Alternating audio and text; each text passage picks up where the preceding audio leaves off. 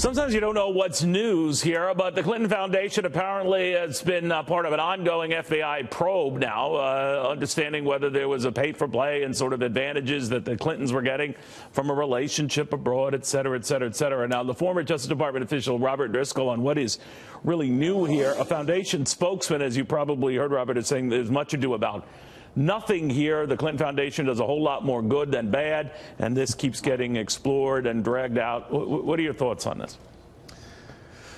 Well, my thoughts are that this investigation's probably been going on and just became public now because a witness decided to talk. Right. And from the outside, it certainly seems like there's enough there to investigate. I mean, when you look at the donations to the foundation plummeted once Mrs. Clinton lost the election, and you look at the speaking fees for Bill went up when she became Secretary of State, it certainly seems that donors at least had in mind that they were getting something other than the kind of charitable activities that they're paying for, because if they were paying for charitable activities, there really shouldn't have been a huge dip if it was unconnected to Mrs. Clinton's political career, and that's happened. So I imagine that's where people are starting to look at to see if there's anything improper that went into some of those donations. I referred to this Craig Manassian, a fellow, the foundation spokesman, who said time after time the Clinton Foundation has been subjected to politically motivated allegations, and time after time these allegations have been proven false. Goes on to say the foundation has demonstrably improved the lives of millions of people across America and around the world while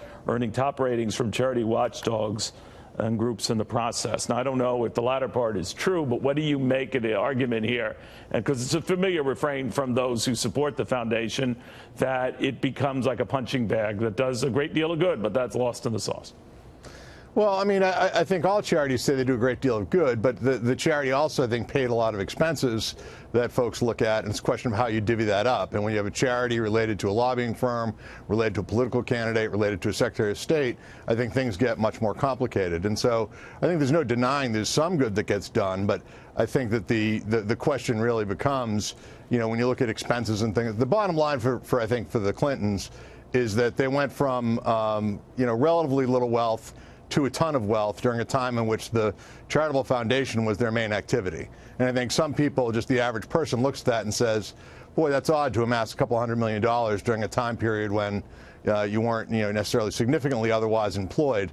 But we might want to look into that. And so I don't know if there's anything there or not, but it's not surprising that FBI agents are looking at it. And it's a long way from being a criminal indictment or anything like that. Right. But it's simply an interesting fact that it's getting looked at. And if I was the charitable foundation, I would take it seriously, because certainly on the face of it, it sure looks like interest in the charity from donors seems to have dried up when Mrs. Clinton's political career dried up, which would at least be an indirect indication that they thought they were buying something else. You have this and charges on the left that it's all politically motivated. The ongoing Mueller investigation, charges on the right that is all politically motivated. A number of people urging Mueller to just get fired by the president. Right. So the back and forth goes on and on and on.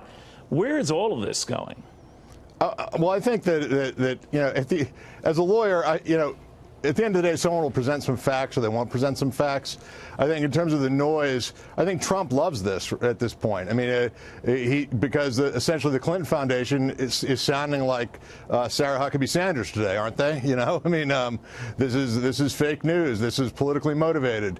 Don't worry that the Justice Department's looking. And they sound a lot like the Trump administration itself. Yeah. And it just feeds into the everyone does it narrative. It's all political. There's nothing of significance here either way. And I think that whole narrative benefits the president because he's the one that's in office. If you don't mind my veering real quickly with a final question on this Wolf book, but you're a great lawyer besides, so you can help me with this. If 100% of the people around the president in the West Wing are very concerned about his mental stability or whether he's up to the task of being president, my immediate thought was then you've got to talk to more than Michael Wolff about this. I mean, that could be if true, a crisis. And I just wonder if it is. What do you think? These kind of books strike me as, there's a lot of second and third hand things in there, and it turns out someone said what someone said. And so I hesitate to, jump out in front on some of these allegations that seem really pretty wild.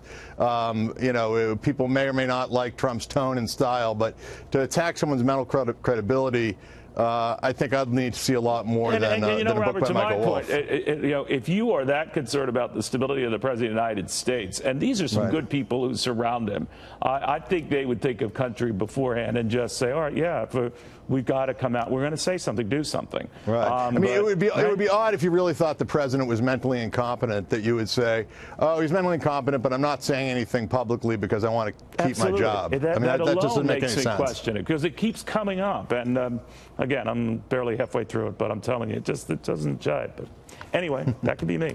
You know this territory far better. Robert, thank you very, very much. Thank you, Neil. Good seeing you.